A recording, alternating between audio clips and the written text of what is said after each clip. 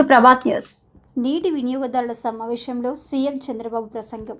నా జీవితంలో ఇవాళ చాలా సంతోషకరమైన రోజు అని, జూలై తొలి వారంలోనే శ్రీశైలం నిండడం శుభ పరిణామమని, పైనుంచి వచ్చిన జలాలతో శ్రీశైలం నిండుగా ఉంది అని, ప్రస్తుత శ్రీశైలంలో 200 టీఎంసీలు ఉన్నాయి.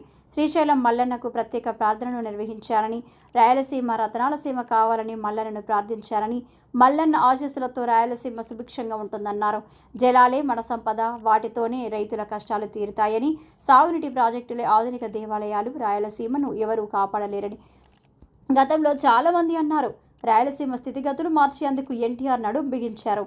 రాయలసీమ అభివృద్ధికి నా వంతు కృషి చేస్తున్నానని, సాగునీటి ప్రాజెక్టులకు 68,000 కోట్లు ఖర్చు చేశామని, గత ప్రభుత్వం 5 ఏళ్ల పాటు రాయలసీమను పట్టించుకోలేదని, జీడిపల్లెకి నీరు తీసుకువెళ్లే బాధ్యత మా ప్రభుత్వానిదే అని, పోతిరెడ్డిపాడు, గాలేరు, నగిరి, గండికోట అన్నీ మేమే తెచ్చామని, తెలుగు జాతి ప్రపంచంలోనే నంబర్ 1 కావాలనేది నా లక్ష్యమని, మేం చేసిన అభివృద్ధిని హైదరాబాద్లో కొనసాగిస్తున్నారు అని, ఈ నెల 15 కల్లా జీడిపల్లికి నీళ్లు రావాలని టార్గెట్ విధించారని, ఈ నెల 30 కల్లా కుప్పం, మదనపల్లెకు నీళ్లు తీసుకెళ్తామని, సముద్రంలో కలిసే నీటిని తెలుగు రాష్ట్రాలు వాడుకుంటే మంచిది, ఆ నీటిని వాడుకుంటేనే 2 రాష్ట్రాలకు మేలు జరుగుతుందని, రాయలసీమకు నీళ్లు వస్తున్నాయంటే పోలవరం వల్లే సముద్రంలోకి వల్లే నీరు, వరద జలాలు వాడుకుంటే అందరికీ మంచిదని, రాయలసీమకు ఏమేం చేయాలో నా వద్ద బ్లూ ప్రింట్ ఉంది అని, దేశంలో ఎక్కడా లేని రోడ్ల వ్యవస్థ రాయలసీమలో ఉంది అని, మన కాలంలో రాగులు, సజ్జలు,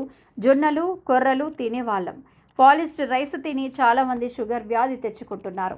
ఇప్పుడంతా ఆరోగ్యంపై దృష్టి పెడుతున్నారు. చిరుధాన్యాలు తింటున్నారు. కూరగాయలు, పండ్ల వినియోగం క్రమంగా పెరుగుతుందని, అన్ని రకాల పండ్లు పండే ప్రాంతం రాయలసీమ మాత్రమే. కొప్పర్తి, ఓర్వకల్లు పారిశ్రామిక హబ్లుగా మారుతున్నాయని సీఎం చంద్రబాబు అన్నారు.